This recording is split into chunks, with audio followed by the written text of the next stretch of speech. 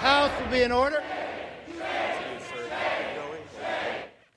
Right now at 5:30, U.S. House lawmakers voted to censure Democratic Congressman Adam Schiff of California. The formal disapproval is over comments that he made about former President Donald Trump. A mostly party line vote condemned Schiff for his work on the January 6th committee. That panel looked into the Capitol attack. Democrats chanted and yelled near the podium as the speaker read the 213 to 209 vote. Queen City News Chief Analyst Khalif Rhodes is joining us now. All right, Khalif, so we hear about this, and it happens from time to time, but what does it actually mean to be censured, and what does that process look like? So the Constitution allows Congress members to reprimand themselves, and so it can be a expulsion, a censure, a reprimand, or a fine. And censure is typically reserved for like the most egregious in their eyes action. And so in this case, there's a vote. And the vote happens, and if the person, it passes, which it does, that individual, as Schiff had to do, walks to the well, and the Speaker of the House actually reads aloud the censure. It's a public disapproval of their conduct. It seems to more often be something that's like along party lines, but does this happen often in Congress?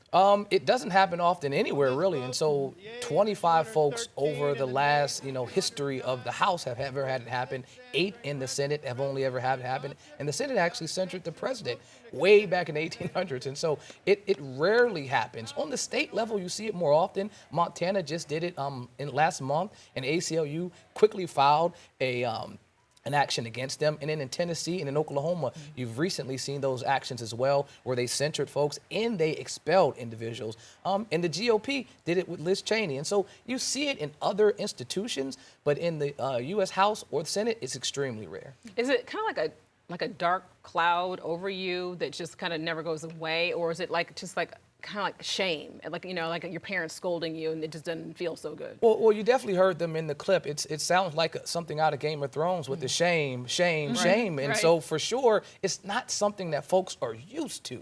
But what I can tell you is, I think Representative Schiff treated it like a badge of honor.